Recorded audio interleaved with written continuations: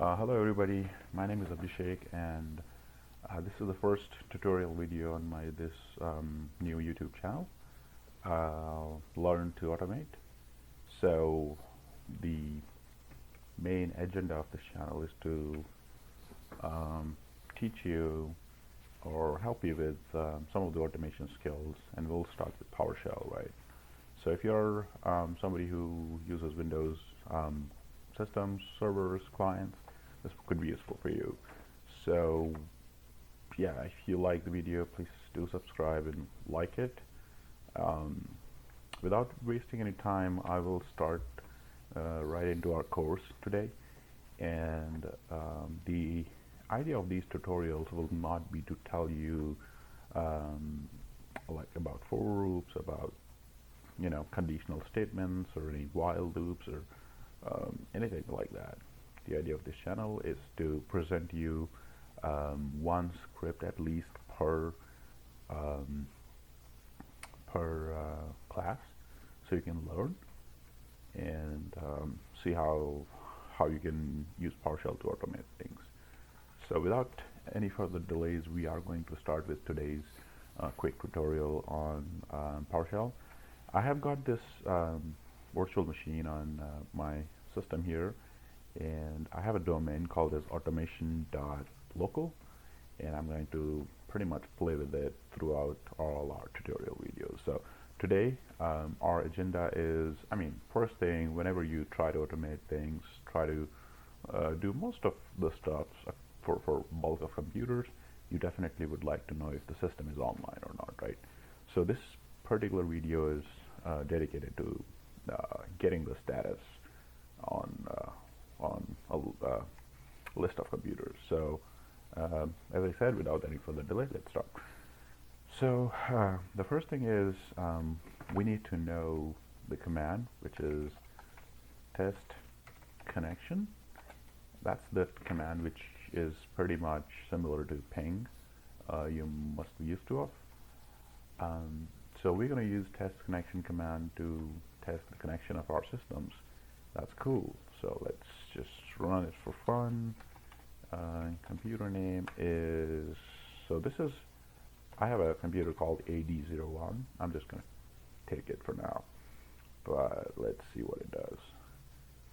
You run it and you get the results, right? We're pinging. Cool.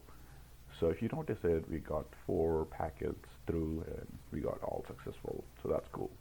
Now that we know the command, now comes the non-PowerShell thing, like just something you get from programming languages, right? So how do you take this command and use it for automation? So we'll start. So first of all, let's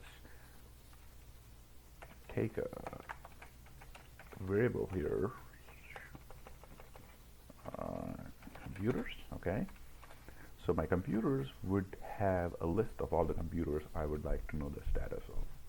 So why not let's get the list from Active Directory, right? So that's the command I guess you might be aware of. Get AD computer. This command will give you list of all the computers from your domains. I'm not putting any domain name, but you can go ahead and type in the domain names and stuff, right? I'm just going to filter. I could have filtered on star, but let's filter on enabled equal to true, so you don't get any system which is disabled. So let's just run this for fun and see what it gives you. So if you see here, well, I have got only 2 computers in my entire domain, so you would just see 2. As you see, we're getting the list of computers. So it's always a good idea to just run your command just to make sure that it's basically getting you the results you're thinking about, and maybe get the output variable name as well. So like here I can see name of the system is called as name, the property name. So I'm just going to take name. So in PowerShell you can say select name. The only reason I'm doing expand property is because I don't want the results in with property name. I just want the result in just an array or something. So I'll just show you real quick the difference. Let's see if I run this specific command. I get the computer names here, right? And let's try and remove this guy, okay? And see what it does. So see here, I run this. Oopsie. Try and run this again. Try and run it. Run the selection, and it gives me. You see how this property name is coming? So really, I mean, it's not a big deal. I mean, you can definitely do like a computers.name, and that would give you the same results what we are getting now. But I'm just getting rid of the property name, so it gives me just the array list, right? Okay, now what we do now with this? We are going to, I just have 2 computers, but think about like you have 100 computers, right? So we would have to run it in a loop. That's where our for each comes into play. So we are going to say for each computer, I'm just calling it comp in my variable computers. And what are we going to do with it? We are going to test the connection, right? So we can just say, hey, test connection, but let's try make it a bit informative and try to, as I said, the idea of this tutorial is to help you with not just like test connection, gives you the result of all the online systems, cool, but then how exactly use it in a big environment, right? Where you might have thousands of computers, you might want to get their data in a proper format. So let's take it in a condition statement. If so, we are saying if test connection computer name, and I'll just put a count 1. So what this will do is it will just ping it once. It will not try to send multiple packets, just one packet. Now this is up to you how you want this. You might decide and say, hey, I want 4 packets, 5 packets, whatever it is. But I mean, if you want to make it quick, definitely you want to keep it to 1. So let's keep it to 1 for now, and we'll see. As I said, you can change it for your environment, but yeah. Let's create a variable. I'm just calling it ping pass maybe. And what I'm going to do is I'm going to keep adding the computers which are passing the ping, okay, into this variable. And I'm going to say else. What happens else? Well, I'll create another variable called ping fail. And let's see.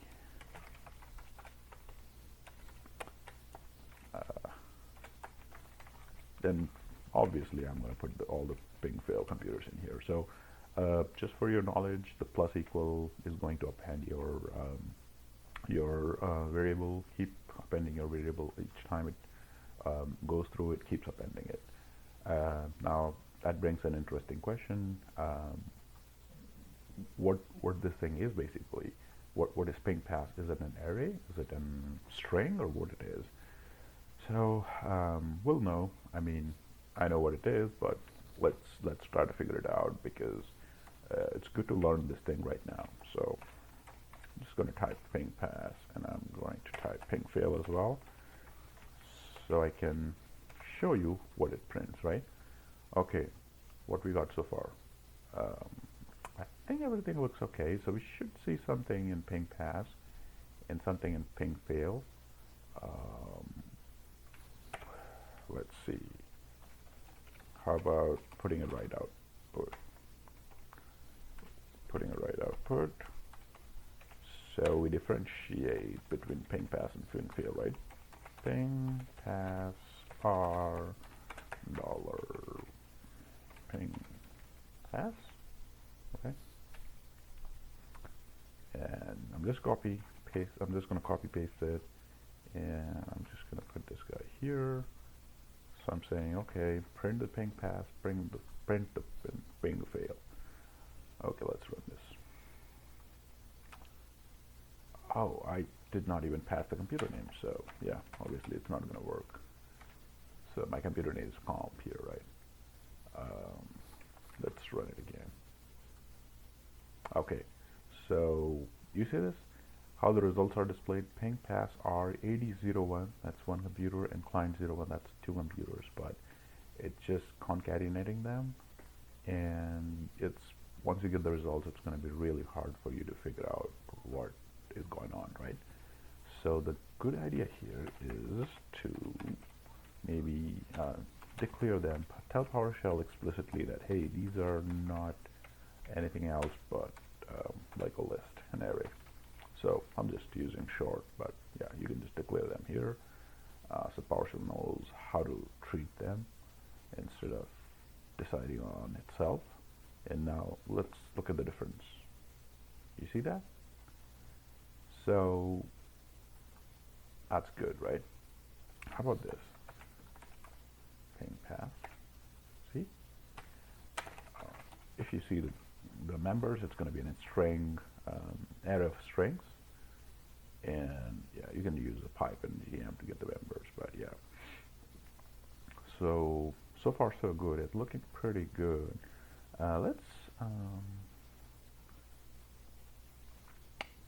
Let's try to put it in a function. How about this? If we create a function out of it, right? It's going to be pretty cool. We can call the function, check the status. Cool, right? So let's create a function which can be called again and again. And let's get our parameters set here. So I'm going to say it's a string.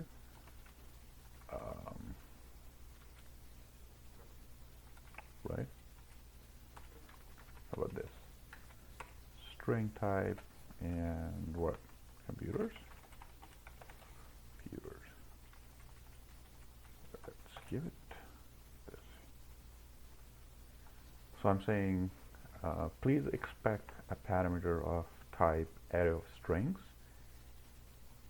and oops, I think I typed it wrong, so I'm just going to type it right here.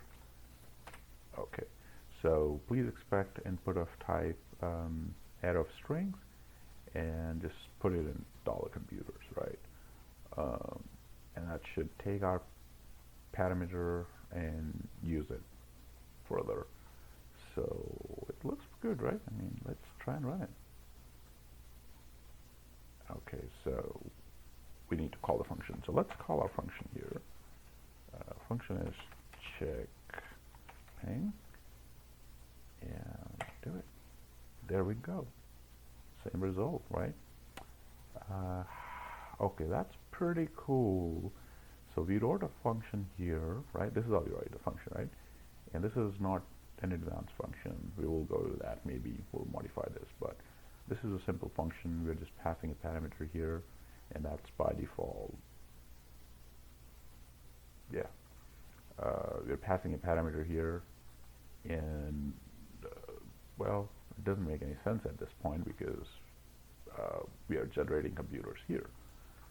But what we're going to do now next is, I mean, we overrode the computer. So computer was null.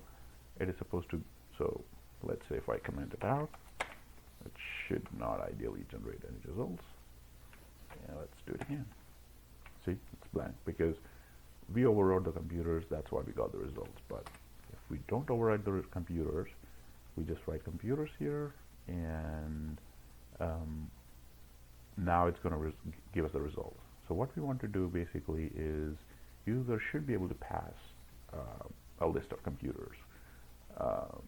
In order to do that, I pass the parameter. But how we check if computers is not blank, right? So what we can do maybe is we're going to check if computers is not equal to null. If computer is equal to null, so we can put computer is equal to null. Do this, buddy. And if computer is not equal to null, then we don't fetch the computers from active directory. We take whatever user has passed and use that as input. Looks good to me. One thing I missed, I guess, was to import the Active Directory module, excuse me, which I missed. I mean, with the newer versions of PowerShell, you get it imported when you call the command, but yeah, I mean, it's always a good idea to get explicitly tell PowerShell to import the module, right? Definitely not gonna harm you. So at this point, user is passing the list of computers, right? That's what. Okay, so let's try to understand what exactly is happening, right? So we wrote a function. It's expecting a parameter of name called computers, and that's going to be an array of strings, which is list of computers basically, in an array. But if the computer name is blank, which means user did not pass anything, then what we are going to do is we are going to take all the computers which are enabled from Active Directory and try to get the status of those computers. So I think that looks like a good start to me. The only thing I might want to do here is, how about let's populate these in a variable called as return, and yeah, let's do this, right? And let's take these as well. So I'm just gonna return it for now, but if you want, you can do whatever with this output, right? You can, if you have capability to send email, you can use it to send email every day, every morning, schedule the task, and you know, get the status every day. But if not, you know, you just display on the screen, on the console. So I'm just running it, and I'm just running it without any parameter first. So when I run it without any parameters, okay, so I passed it in the, saved it in the variable, but I did not just print it, right? So I'm just gonna run it again, call the function again. There we go. So ping pass are these two, and ping, oops, same thing, so we're gonna call it ping fail, I guess. Ping fail are, run it again, call the function again without any parameter, and there we go. So as I said, I have got only 2 computers in my entire domain. That's why you are seeing only 2 computers here, pass and fail. How about this? What if we pass the parameters, right? So let's do this. AD01, AD02. I don't have any AD02, but I'm just going to pass it so we know it does really work. And let's see XYZ. And it's gonna, okay, it did something well. Oh, okay, so that's cool that we came to this error. So what it did is, because it could not figure out what is AD02, what is XYZ, it gave us an error saying, hey, I couldn't find your computers. Although it gave me the output successfully, but it has no idea what we're talking about, right? So one thing I did is I did not declare the pass fail variable I'm using, so I'm just going to change it. I declared ping pass 2 times, but we were on the error, right? So what if we don't want to see this error, right? I mean, sometimes it's useful to see the errors, but let's say if you don't want to see this error, you can just type error action switch to test connection, and you just say, hey, don't worry about any errors, that's fine, go ahead and print your result, right? We run it again, we run our function again, and I'm just going to run it against the same numbers. Let's wait for the result, and there we go. So ping fail are this and this guy, and ping pass are this and this guy, right? So I think I did not put a new line character here, but if you want, you can put it, and so this output looks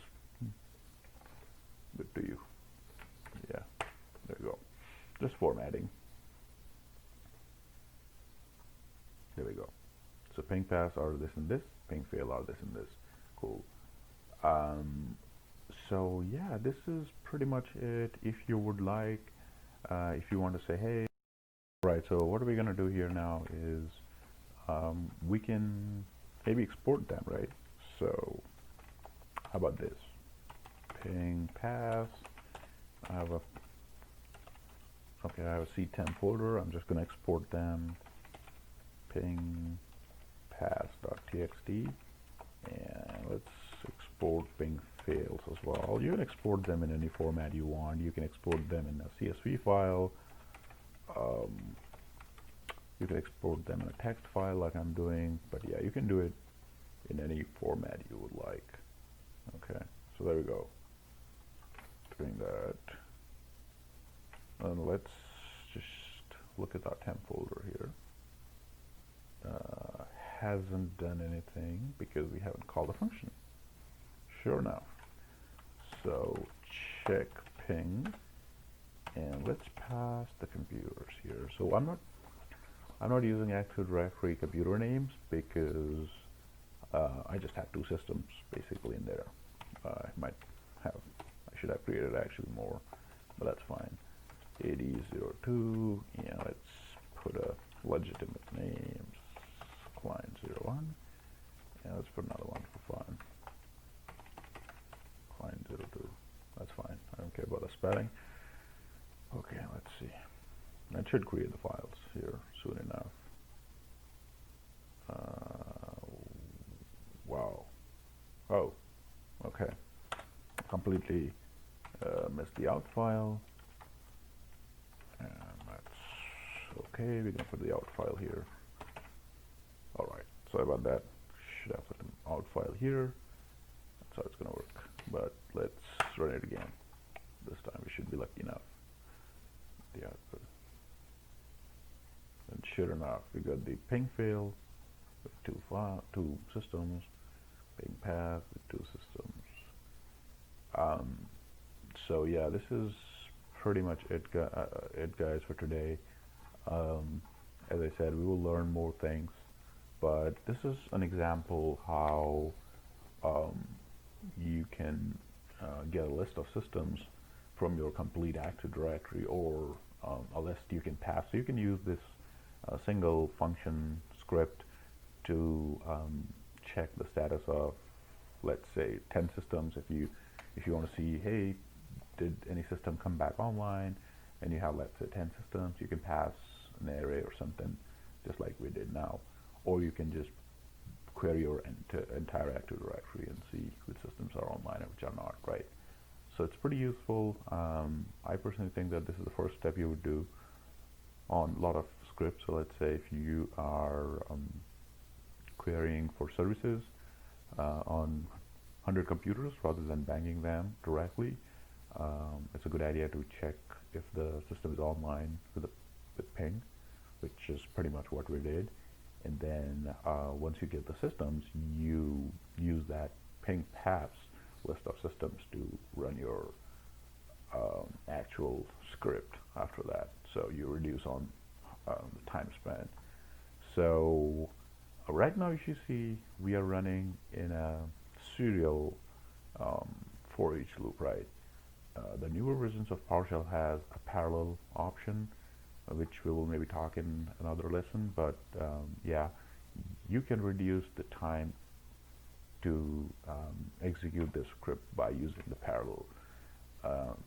But for now, we're just using simple for each to query the computers. But yeah, I can tell you this is going to take time. I mean, it's taking each computer and testing the connection.